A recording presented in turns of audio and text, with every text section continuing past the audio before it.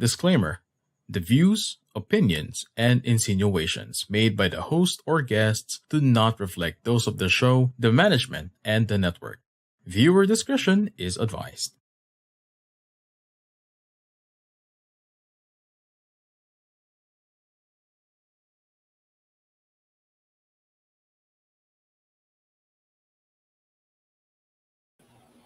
Hello, everyone, and great evening. This is Life Coach Tindy Hoya. I am the founder and creator of a Women's Epiphany coaching community, and I am a relationship coach where I help women restore fidelity in their relationship after betrayal and distrust and being broken to find themselves again, to live and love again.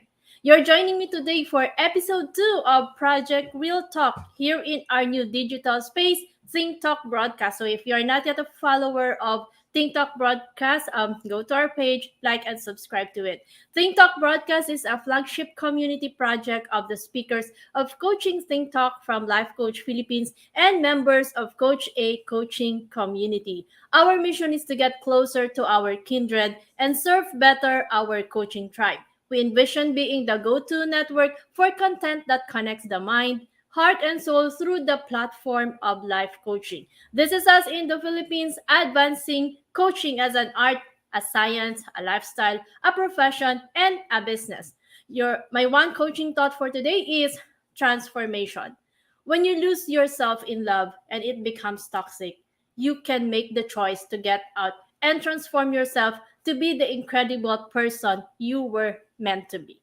We'll be back shortly.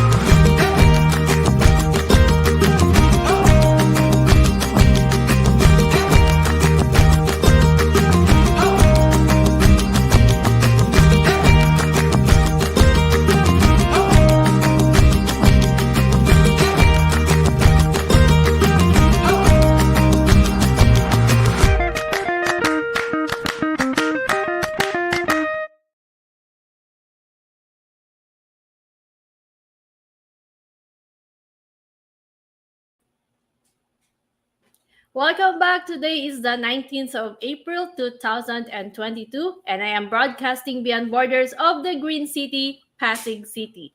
You're joining me for hashtag Project Real Talk. This program is created for women that gives you an insight in the world of the married or partnership. A coaching conversation on no holds barred discussion on love and infidelity and how to rise up and be the woman you were meant to be, regardless of you being a mom or a wife. My guest for tonight is from Cavite City. She works as a teacher in a state university and she's a mom and mental health advocate. Let's welcome Chelle Reyes. Hello, good evening, everyone. Thank you, Life Coach Tin, for inviting me over. No, I'm very happy and excited to talk to you tonight. To everyone, my name is Christine Richelle Reyes, and I am fondly called Chelle by my friends and loved ones. I am an educator, like what Coach Tin has mentioned. I teach psychology, I teach the art and humanities and other social sciences as well.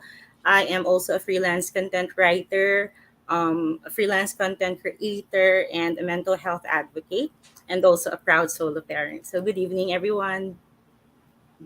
Thank you so much, Chelle, and welcome here. And I'm really excited to talk with you. Ito kasi si Chelle ay na-met ko lang kay Charlene. Charlene is the one who she is also a book writer and she has suffered an abuse in her life and doon kami nag-meet because I was a guest of Charlene when she was launching her book and I was the life coach there. So, welcome, Chelle, and thank you for saying yes to me. I am really excited to have a conversation with you because, madaming babae dyan na pwedeng dinaanan yung pinagdaanan mo at dumadaan pa din doon at hindi alam kung paano umalis sa sitwasyon na yon. Maybe because they are really in love or whatever the reason is. Kasi minsan din, it's already out of fear that they are unable to get out of that relationship. But before that, you mentioned that you were a mental health advocate. Paano ka nag-umpisa na um, nainganyo ka, nagustuhan mo yung mental health and you became an advocate for it? Right. I'm a psychology instructor no, in the university. I was also tapped once to be the school counselor. So people come to me for advice, and kahit na hindi na ako counselor ngayon dun sa school where I'm teaching, still a lot of people come to me, and I always talk about what mental health is about, self awareness talks. I give a lot of those kinds of talk to people. And up until now, I just continue talking about these things because I feel that it's really very important, especially during these times, no? Pag may mga crisis. And also being, yun nga, like what you have mentioned, I was also a victim of abuse, no? I was in an abusive relationship. I really, really want to talk about these kinds of abuse and advocate for women's mental health. Yun. And I know it's kind of hard to really speak about it, no? Hindi madali sabihin sa madami na you went through a lot in the relationship. Kasi ang ano lang naman dun is nagmahal. Nagmahal lang tayo. Yes. Kaya, Mhm. at hindi natin alam na dadaan pala tayo sa ganon. And when you were in that relationship, if it's okay with you, Chelle, um, Yes. how was it? Paano siya dumating sa point na you suffered in that relationship? Okay. Thanks, Coach. No. Like earlier, I was telling you, I'm so afraid of this conversation because I might be able to tell stories that I'm not ready to talk about. But when you actually told me na we will not be dwelling on the painful stuff, I thought like I'd be willing to share about it naman. Not many people know because I was not proud of it then, not proud of it now, but I was in a relationship with a married man. My son's father has a family, and I'm not with him anymore. I'm not going to go into the details, the Yeah. painful details, but the bottom line here is I was made to believe that I was okay. It was okay to carry on with the relationship. So, yun, I was a mistress. And at the same time, mistress na nga ako, may other woman pa siya. So yeah, it was really a very traumatic relationship. The abuse was unimaginable, but I'm out of it now. That's why I am here to tell my story. Thank you, Chelle, for being vulnerable. Hindi po talaga madali yon sa end ni Chelle. Mhm. And I really appreciate that sharing. Chelle, alam mo kasi madami ding babae na pwedeng nandun sa sitwasyon na yun, no? Ano yung nag-push sa'yo to really get out of that relationship? Ano yung isang araw ba nagising ka na lang na, teka, tama na to? Paano ka dumating doon? Kasi yun yung portion na hirap minsan ang babae na Mhm. umalis. True. Kasi meron kang a hope na sana magbago siya, na sana maayos kami, 'di ba? Hanggang Right. sa lumalala siya. Yes. I coach, I have been in the shadows for quite a long time now then, and I also could not believe myself that I was in it because for me I know that marriage is a sacred and a binding union of two people, no, to journey through life in a personal relationship of companionship, fulfillment, respect, and love.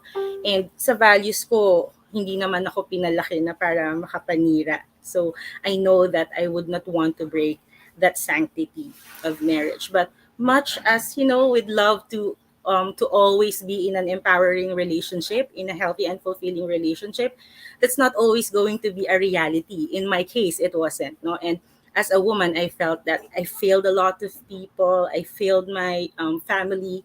I failed another woman, and I failed myself. And yun nga, feeling ko I violated my own values. And then I learned the hard way. But yeah, I learned. Yeah, it's about it. Yeah. So, hindi nga madali ang pag-alis. Pero ano yung nag-push sa'yo?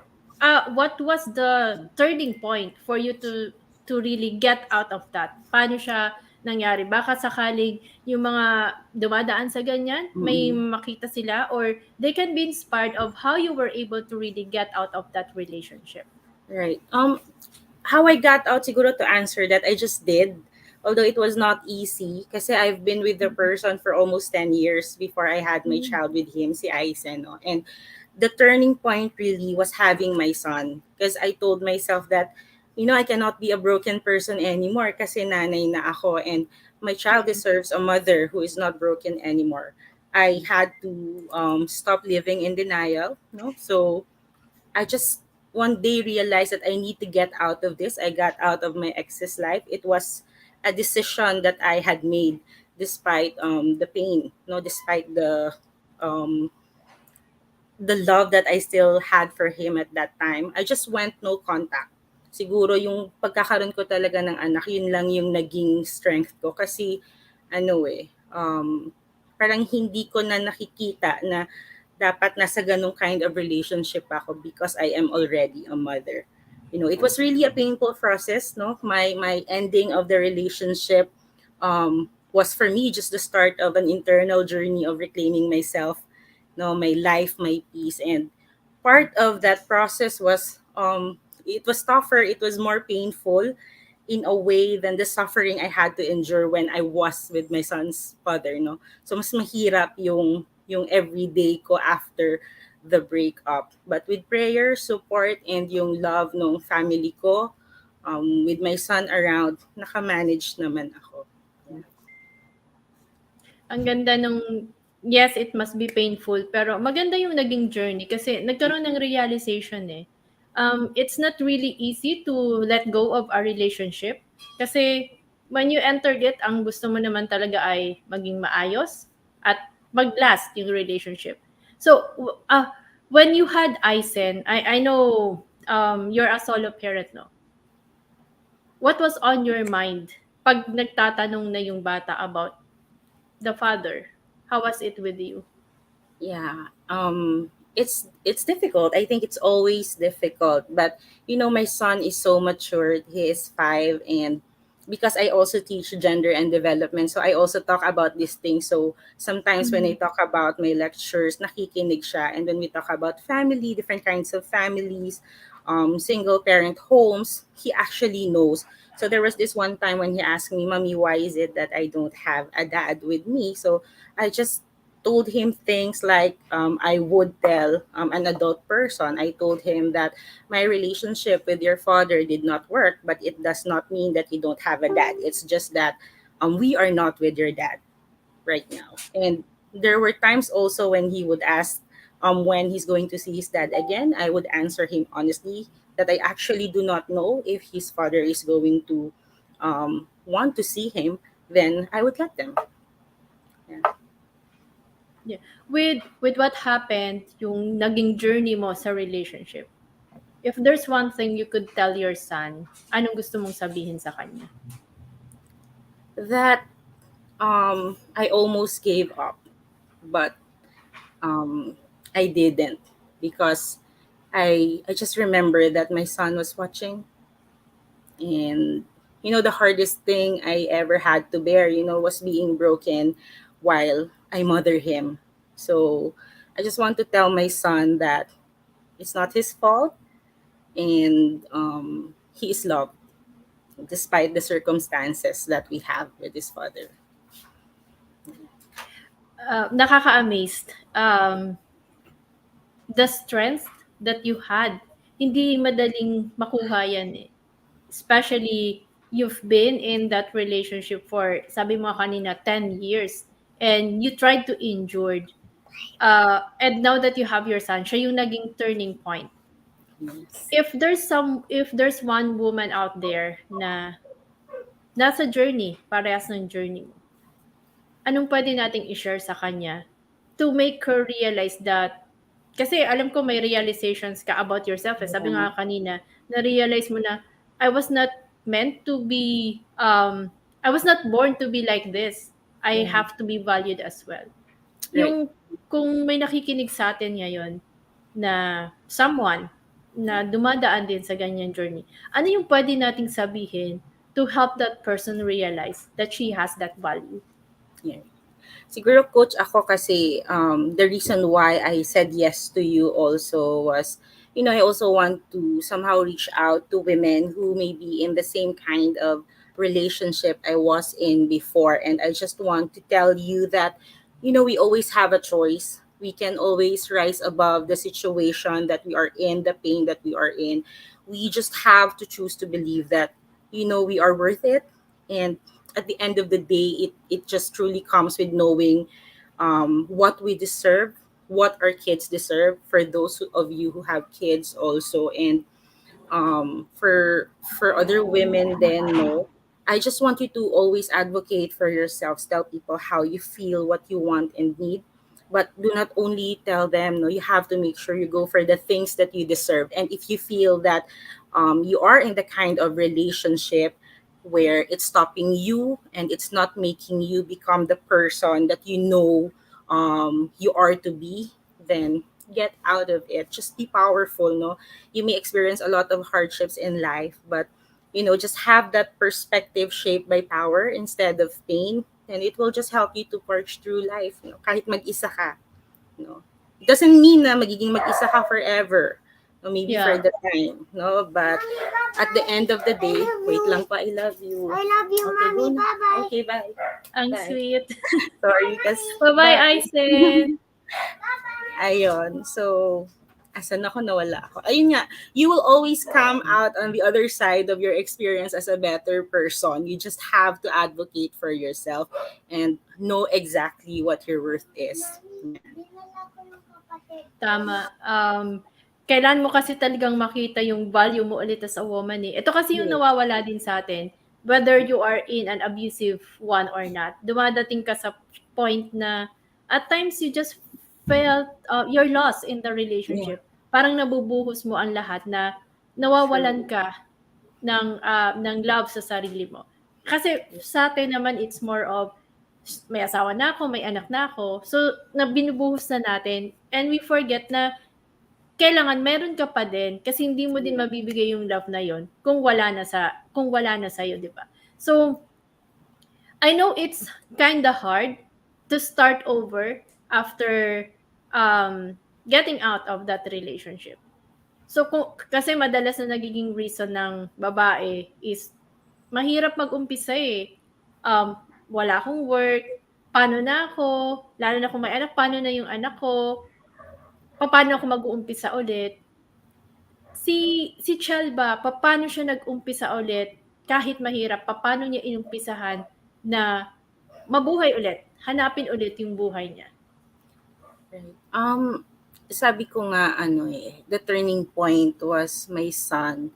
I'm not sure for those who may not have children, no, and if they were Mm. in this kind of relationship, but maybe just think that life is short. Seriously, we all have the feeling sometimes that we don't want to hurt anyone. That's why we keep on staying in a relationship, and we think that we can stick it out. No, maybe things will change, but if it's in your heart that something is not going to work out, just don't waste your time, don't waste your partner's time. It might be hard, but staying in a terrible relationship is not going to do both of you any favors. And if you decide to just move forward with your life, makikita mo na magiging magaan yung buhay mo. And ako, yun yung nangyari sa akin when I made that decision na okay, I have to cut things out kasi may anak na ako. When I decided, I was happier. I am happier. Huwag kang matakot, no? Because there's surely gonna be a brand new life after leaving a toxic relationship. Yeah. Yeah. Yun yung pinanghahawakan ko, coach, noon. Kasi Mm. akala ko wala, akala ko hindi ako makakabangon. Pero hindi. There will be people out there who will support you. Parang yung turn of events sa buhay ko, sobrang naging maganda nung kumawala ako. So God is really going to hold your hand then. So yun, always remember that you are blessed. No? Just choose to be blessed also and be a blessing to other people. I think it's a blessing to my son that I decided to actually leave his father already. Yeah. Yun din, at times we forget na may batang nakakakita at if we stayed in that and the child sees it, it might not be a good thing for him kasi nami-mirror din ng bata True. yung yung ganong sitwasyon eh, nami-mirror niya yan paglaki niya. So, maganda siya, tama there's always a brand new life after a toxic relationship. Kahit po yan hindi toxic, pero kung yung relationship talaga ay hindi na nagwo-work, mahirap din po talagang magstay doon na parang ano tawag nga doon is yung stupidity na you're hoping to change the situation or may mabago sa sitwasyon pero same pa din yung process, same pa din yung Right. sitwasyon, walang nababago doon. And yes, it possible there's a miracle that might work, but you know, it's not easy to really just go on in that relationship and suffer. Kasi ang ano nun, ang tama sa'yo nun is, hindi lang physical eh, may mental pa siya. Mm. And, was it, magpo-push back lang ako, Chelle. Right. When Okay. you were in that relationship, how are you coping? Kasi alam ko hindi madaling sabihin sa family na ganito yung sitwasyon ko and all. How did you cope up nung nasa Mm. space kang yon? It was very difficult yung experience ko in that relationship. I'm always having anxiety. And yun nga sabi ko, I was in the shadows kasi hindi ko agad nasabi sa kanila and even to my friends that this is the kind of relationship that I am in. But I don't know, maybe because I was away from my family kasi I was in Malaysia when I met Mm, my son's father. So siguro ano lang din, coach, parang wala kasing mga tao sa paligid ko na parang feeling ko magagalit sa akin. So I was just going on with my life like that. mm, But yun nga, at the end of the day, when I realized it was really super toxic already, I just had to ask myself then, no, if it was the kind of relationship that I wanted, if it's worth it, no. mm. Um, you really have to find out if the person is right for you. Siguro my way of coping then was just to, paano ba? I was talking to some of my friends, pero I know some of them are really getting tired na din at that time listening to my stories kasi I was so stubborn, I was so hard-headed, and ayun nga, dumating na lang sa point that I had to have a child and that was it. Talagang Mm, umikot ang mundo when I had my son. I think it was yeah, God's way also of removing me out from that situation. agree. Pag nagkakaanak kasi, iba yung driving force ng bata eh, na pag nakikita mo, it's like, actually, a child is a miracle and it gives hope. When everything seems so hopeless, it gives you the hope to live, the will to live, to fight for who you are. And sabi nga ni Chelle kanina, siya yung naging turning point niya to really decide kasi tama nga, you have the power to make a choice. At yun talaga din yung sinasabi ko sa mga girls out there na whatever your situation is in life, especially kung nasa toxic relationship ka, you always have the power of choice, the power True. to get out, to rise up, and find the strength to be the woman you are meant to be. Hindi ka kasi, kailangan mo kasing balikan muna yung value mo eh. Kailangan mong makita, I'm worth it. Means, kasi checking out, when I was doing a research then with toxic or abusive relationship. Ang una kasi din talagang tinatanggal sa atin ay yung self-esteem, yung belief Yes. na we are worth it. They would always make us believe na we're not worth it, wala nang magmamahal sa'yo, hindi Mm. ka na hindi ka natatanggapin ng kahit sino kasi kumbaga ako lang, ako ang savior mo. Hindi ka talaga kaya naiintindihan ko kung bakit minsan mahirap talagang umalis sa gano'ng relationship. Yes. And much as we would like to kahit gusto mong tulungan 'no, hindi din madali doon sa tao na makaalis doon. Yes, But coach. God's miracle really works. God will send someone, and in that situation, it was a Isen, the son of Chelle, who was the turning point in the relationship to make her decide to really live again para sa bata. Yes, coach. But no, kasi nga I'm always saying these Mhm. things because nagkaroon kami ng child. Pero for those na Mhm. maaring hindi naman nagkaroon ng child, no. Siguro Oo. if you know if you are really experiencing yung mga relationship anxiety already, then you need to level with yourself honestly. Tanungin mo talaga yung sarili mo if this is really where you want to be. Ask yourself, is this relationship worth it? Kasi actually hindi siya easy question to ask, Yeah. no, or one to take Mm-mm. lightly, but at the end of the day you have to really find out kung para sa iyo ba to, ito ba yung gusto mong maging buhay. Kasi there's no perfect partner, humans are imperfect, Yeah. sure, that's okay, but the question isn't whether the person is right for you or not. The question is, are you good for each other, 'di ba? And tanungin mo, Yeah. am I being gaslighted? Like what Coach Tin was saying, di ba? Yung minamanipulate na tayo. Pwede mo rin namang tanungin yung sarili mo, baka ikaw naman din yung nagiging toxic person also. Kasi sometimes hindi lang naman yung other person yung toxic. We also have our share of toxic behavior as well. So, tanungin mong maigi yung sarili mo kung mabuti ba to para sa'yo. If it's well with your soul, no? Yeah, exactly. Kasi nga, pag nasa toxic relationship ka, lalo na pag may abuse, well, hearing it from the stories, hindi ko naman po siya na-experience. Pero, my heart really goes out to the women out there na nandun sa sitwasyon na yun, pero hindi kayang umalis. Maybe because may comfort din. Ang abuse po kasi, it's not just about you being being physically abused. Minsan mas malala pa nga yung emotional na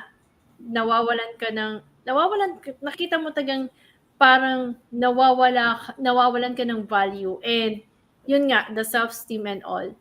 And very taxing siya mentally kasi yung physical somehow, the scars, the yung mga black eye mo mawawala siya. But the emotional, it's kind of hard. Hindi siya kayang basta-basta makaalis doon sa relasyon na yun. And sabi nga ni Chelle, what made her get out of that relationship, yung turning point niya talaga is yung anak niya.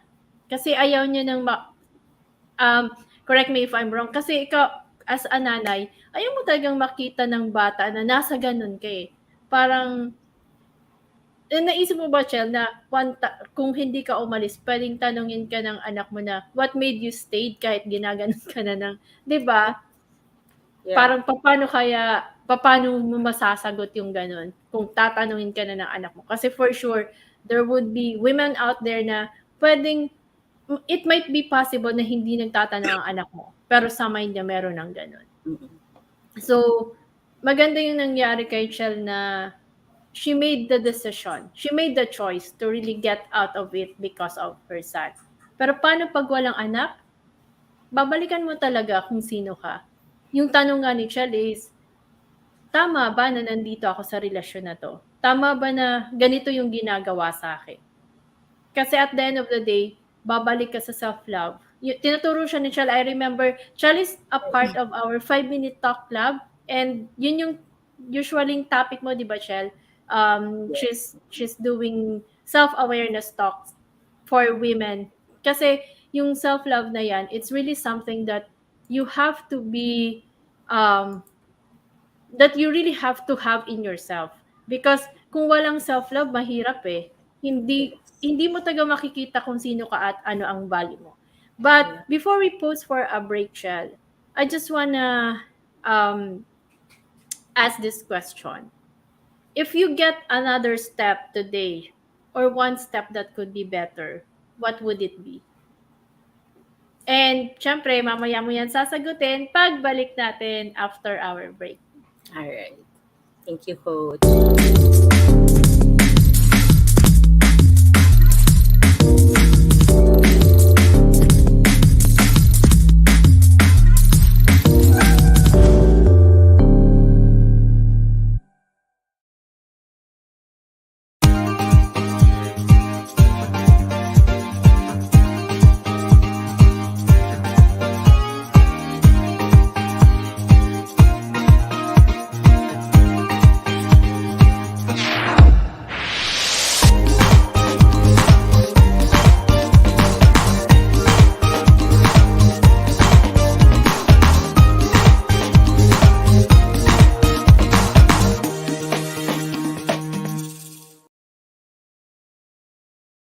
As a business owner, are you overwhelmed by the need to post beautiful, engaging content every single day? Are you left wondering what to write? Tired of scrolling through stock photos that all start to look the same? Confused by complicated graphic design programs? Rise Up Creatives is here to help. Each month, we give you everything you need to create 31 days of social media content in just 5 minutes a day. Customizable captions, curated lifestyle photos, a drag and drop graphic design tool, and the ability to post directly to your social media accounts.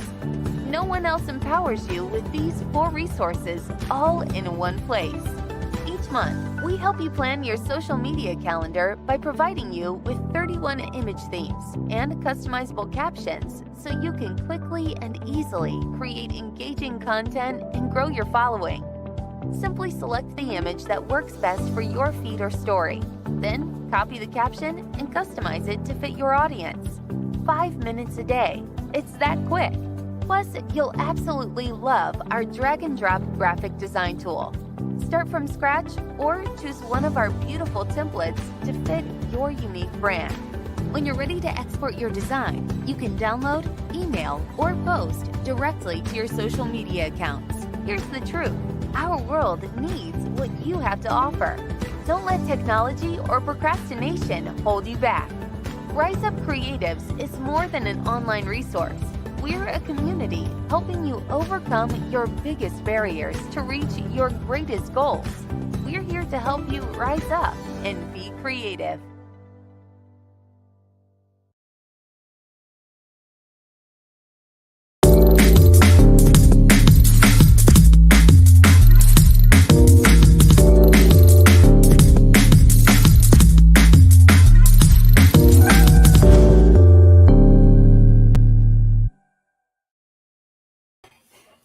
And we're back. So we're back to the for the second part of our episode 2 for hashtag Project Real Talk, brought to you by Decaf Coffee Republic, the coaching hub of Life Coach Philippines, and Rise Up Creatives Worldwide, your provider of social commerce turnkey solution. And of course, before that, I want to invite you, of course, if you are not yet a smart holder of the Be Learning e-card and you're still missing all the perks that we are enjoying, today is the best time for you to take action. Connect with Coach Rizal through 0917-586-1661 to join the Bill Learning Society, the tent maker of Bill Learning Homes for mental fitness. When you get the Bill Learning e-card, you also enjoy 5% food and beverage discount from Decaf Coffee Republic, and you also get a full access to the Mental Model Masterclass by Master Coach A, which happens every fourth Saturday of the month. Plus, you benefit from the 90-minute free coaching session with senior coaches from Life Coach Philippines. And I want to invite you, save the date this coming April 30th at 7:30 p.m. for our next Mental Model Masterclass, as Master Coach A will teach about Elon Musk's mental model. So for more information and registration assistance, connect with Coach Rizal through 0917-586-1661. And if you are now also ready to embark on a journey of becoming a professional life coach, Master Coach A now offers Coactively Co-Create Life Coach certification program with CPD accreditation and 40 credit units. So if you're someone who's also looking for CPD units, once you get certified, you immediately get the 40 credit units. Life coaching is a 21st century learning experience that is empowering professionals to enhance their skills in multiple domains and thereby increasing their relevance in an increasingly complex workplace. The CACC course includes a 21-day web-based learning where you get to understand the foundation of coaching, a 3-day life coaching bootcamp with Master Coach A that where you will experience how it is to be coach, and a 3-day life business bootcamp with senior coaching team where we teach you how to monetize the profession. The program package also comes with many other bonuses. So connect with Coach Rizal through 0917-586-1661 to discover the opportunities waiting for you in this profession. So, thank you. Before we went on a break, of course, nag-iwan tayo kay Chelle ng tanong, no? Yung tanong natin na, if she could get another step today or one step that could be better, ano yung step na gagawin niya? So let's welcome back Chelle on the screen.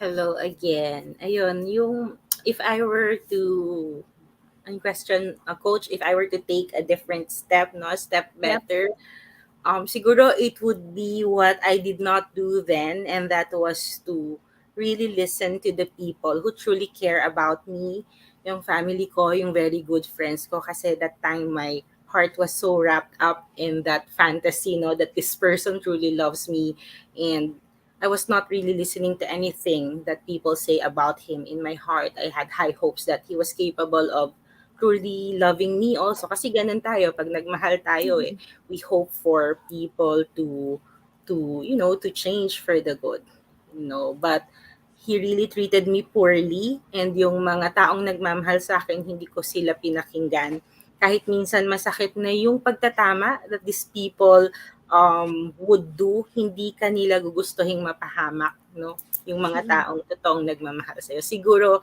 that would be something I would do differently if given the chance. Kasi yung having Aizen, staying in the relationship then, wala naman akong regrets doon kasi I already have my son. Yun na lang siguro, I could have left earlier when I had my son already. Yeah. Yeah. At times really it will see I mean ako naman yeah, it's hard.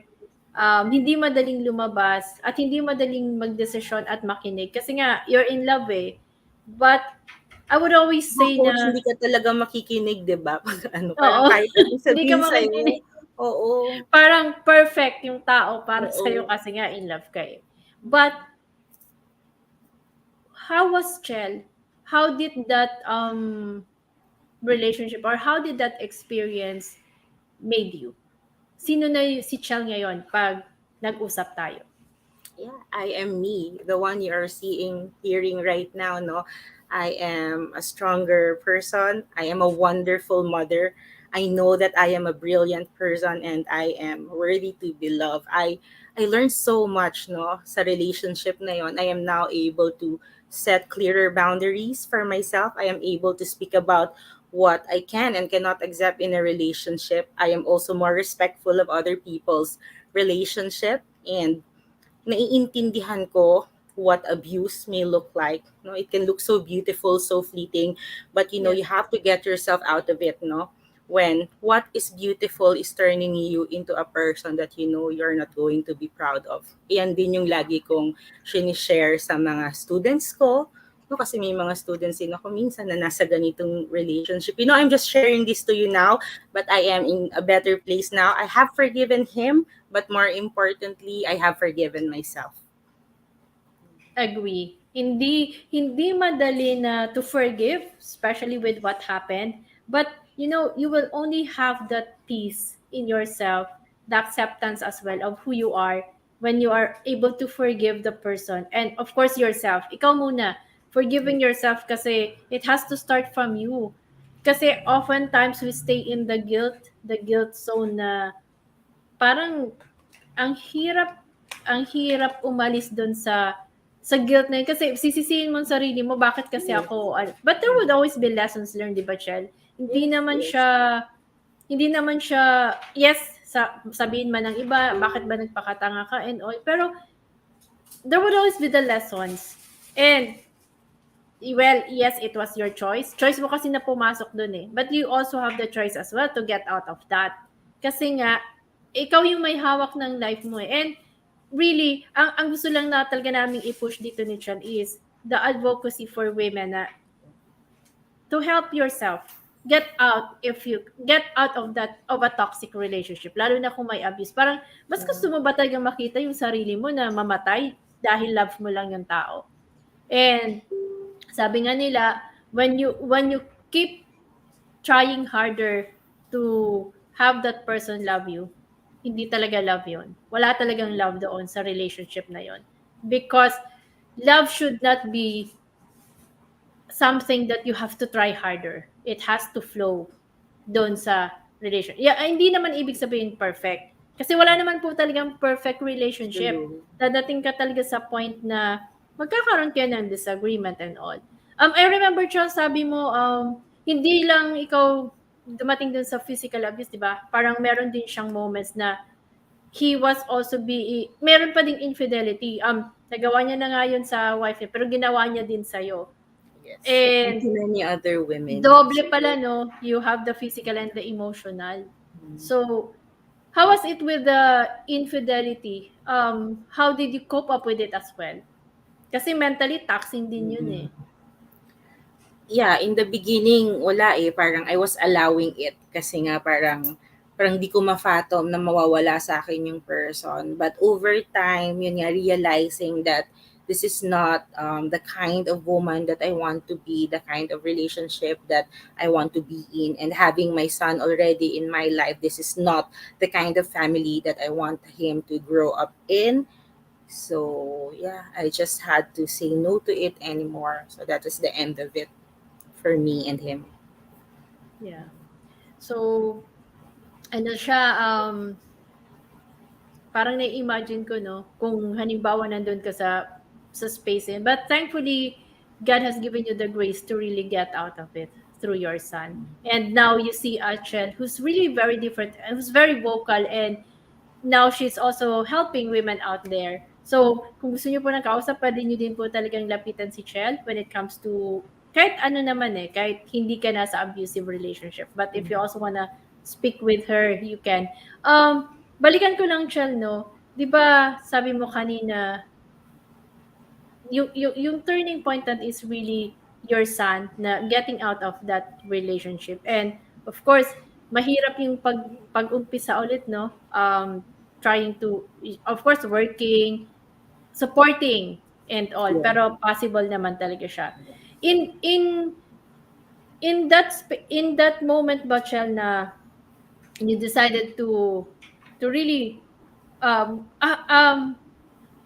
based on that experience, na-experience mo siya, di ba? And somehow, there would always be moments na you would feel, gusto ko pa bang magmahal? Or how do you now see marriage with the things that happened with you?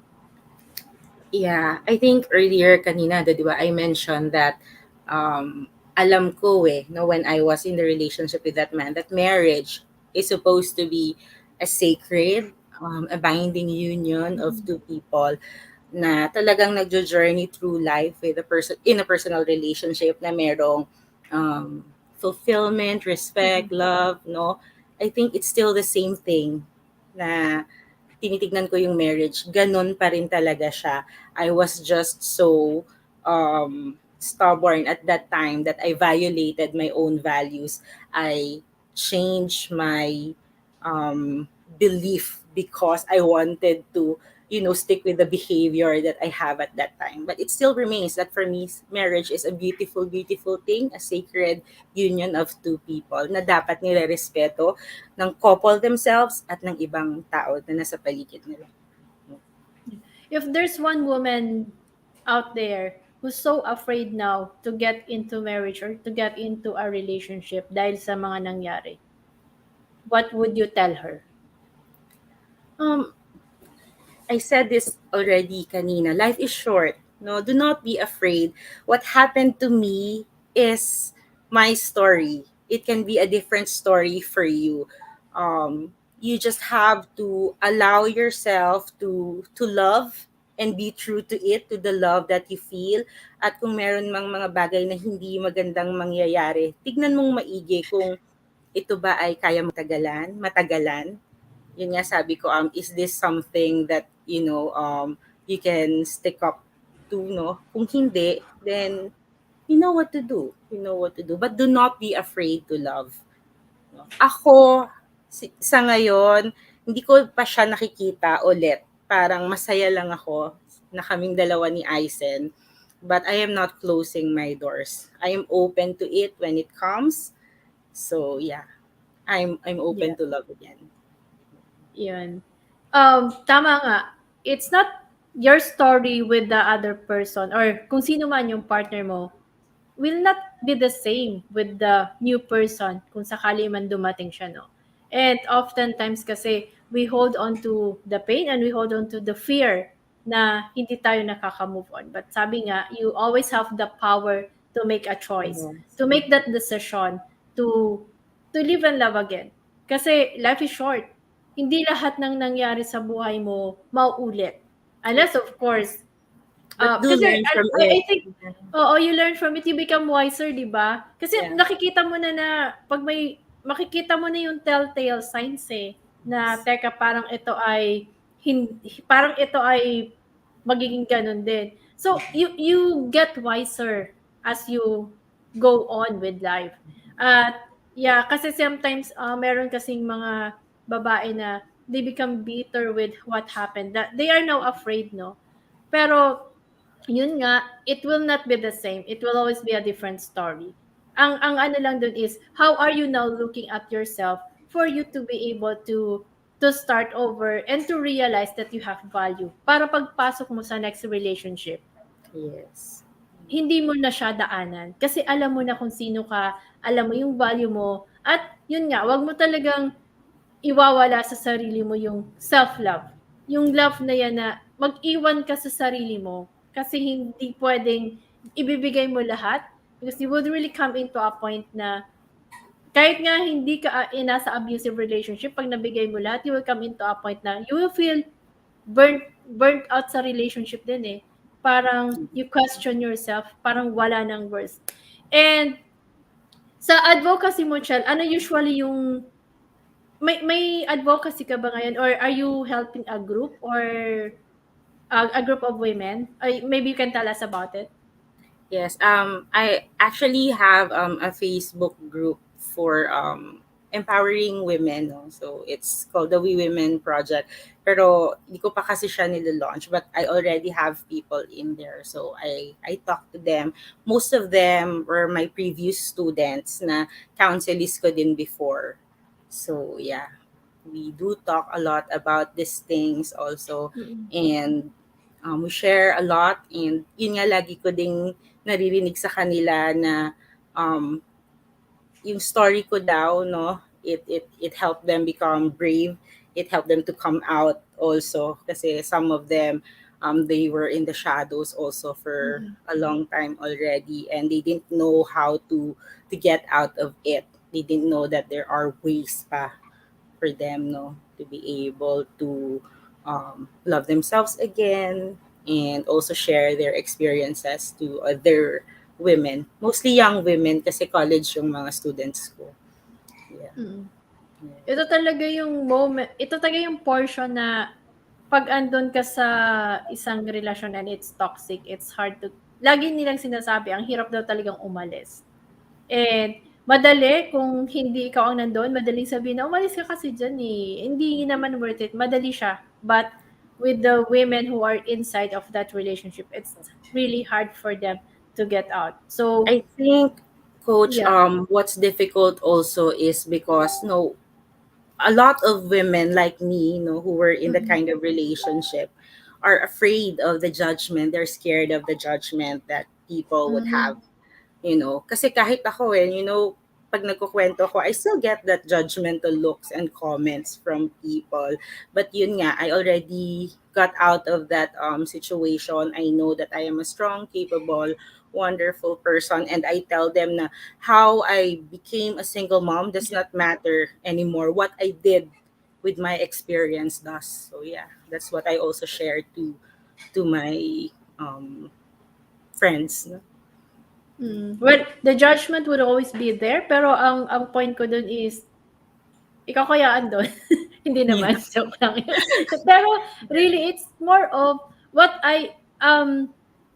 what we really wanted to hear here in this episode is, paano nga ba talaga umalis sa ganong relasyon? And how does a woman rise up? Kasi po, judgment can be easy hindi mo kahit hindi mo nga alam yung kung bakit siya napasok doon, may judgment ka na You look down on people. But it's not, we're not focusing on that. So, what we really want is to give hope to the women out there na there would always be something that you can do in spite of and despite of everything that's happening, despite of the struggles, kung may physical or mental abuse man yan, emotional abuse, makakaalis at makakaalis ka.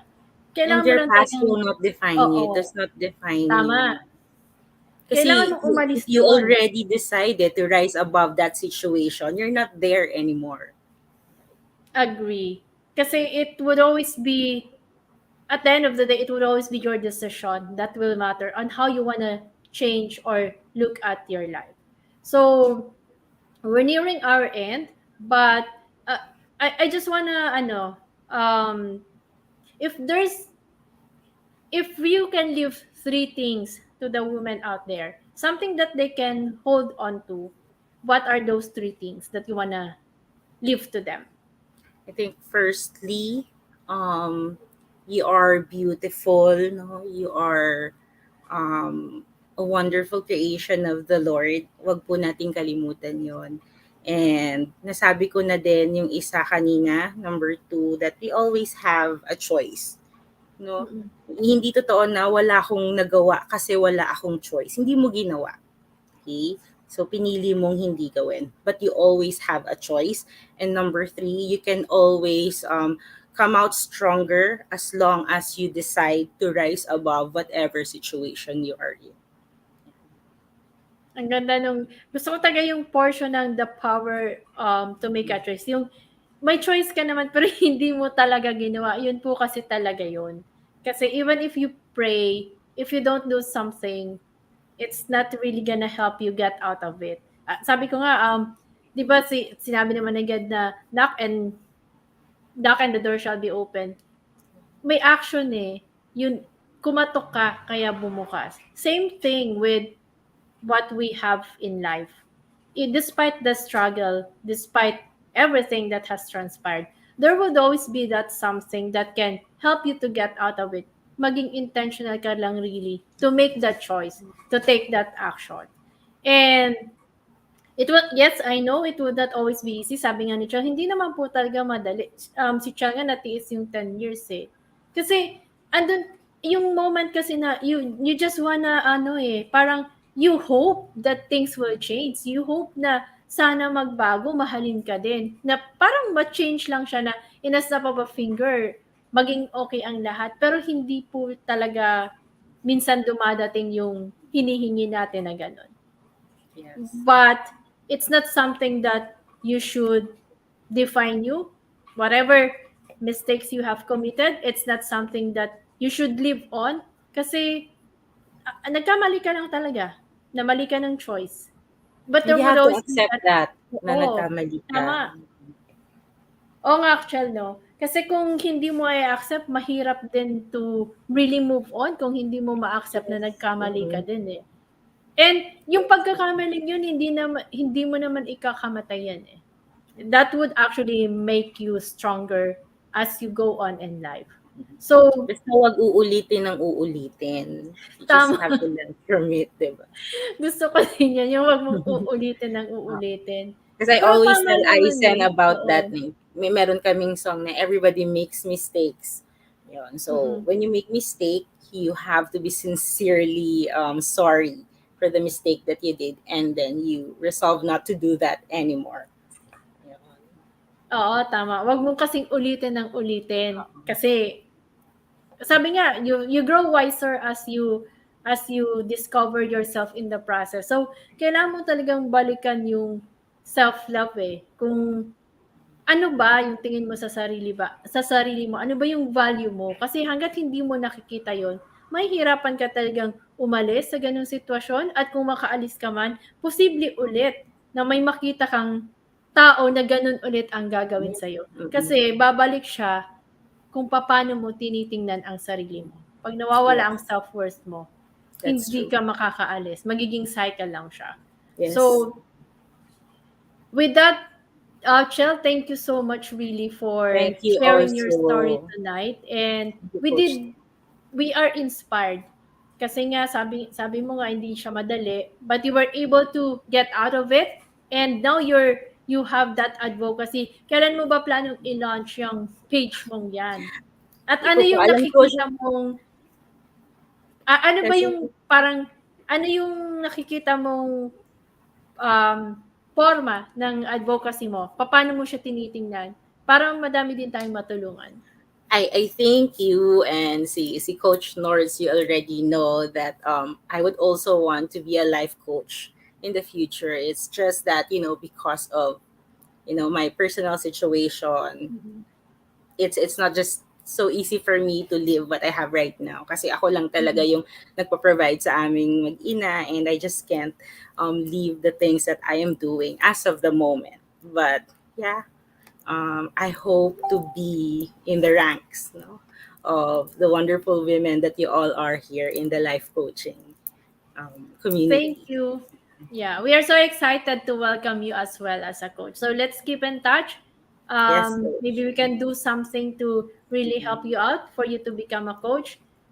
We have some. We can talk about it. And um, kung may gusto kang sabihin kay Aisen na that he would take to heart na as he grow older, he will remember and really implement in his life. Ano yung gusto mong iwan na message kay Aisen? Ayan. Son, I love you. You're everything to me. When the time comes that you would ask me questions about the family that we have, the kind of family that we have, know that I will be very honest to you, and I will let you know what happened in my life then and why it led me to having a beautiful son. Ayan. Yan. Thank you so much, Chell. And Coach Tin, I would like to say thank you. And I would also yeah, like to say to those who are watching that this is actually the first time I talked about this in public because only my very good friends know about this. So I would just like to thank you also for giving me the platform. Yeah. you're welcome, Chell. I'm so honored that you trusted me. Alam ko nung una tayo nag-usap, sabi mo ayaw mo talagang sabihin eh. Sabi ko naman sa'yo, if you don't wanna talk about it, it's okay. But I really appreciate the vulnerability that you allowed yourself to share. At nagulat din po ako doon kasi yung una po talaga naming usapan ay hindi niya po ilalabas kung hindi siya ready. But she was able to share the painful details of her life. And I know a lot of women out there have been inspired, especially those na dumadaan sa ganitong sitwasyon or nadaanan na to. If you have a story to tell, share it with us. You don't know how your story can help someone out there na pwede nating matulungan. And Chelle is launching her advocacy soon. You can support Chelle as well with the advocacy. Baka kasi madami din dyan na nangangailangan po talaga ng tulong that we can really support this time. So thank you so much, Chelle, of course, for saying yes and for the vulnerability of sharing your story. We appreciate it so much. And before I end, no, I just want to say na whatever whatever negativity, whatever pain you have experienced in your life, when you're there is always that choice for you to get out of it. And that choice will define your character as a woman. That whatever that mistakes were, it's not it was not given to you just because you're bad, but because you are being taught a lesson that can make you a powerful woman, just like Chell right now. So, and with that, we want to end the night. And thank you so much, Chell, for saying yes. I'll keep in touch with you. So, thank you everyone for joining me, of course. Thank you for supporting hashtag Project Real Talk. And whether you are joining us live or watching on a replay, please do leave a comment, circulate the link of this video, and don't keep us a secret. I invite you also to watch the other shows hosted here at Think Talk Broadcast. Please follow, subscribe, and engage in our social media accounts at Think Talk underscore TV on Twitter and Instagram, and Think Talk Broadcast on YouTube, and give us your review. For partnership and collaboration, please connect with Coach Rizal at 0917-586-1661. See you in the next episode of hashtag Project Real Talk. That would be on April 26th at 8 p.m. here at Think Talk Broadcast. Coaches like us think and talk like this. This is us in the Philippines. Love Bang Boom, advancing life coaching worldwide. See you. Thank you so much. Thank Thank you, Chelle. you.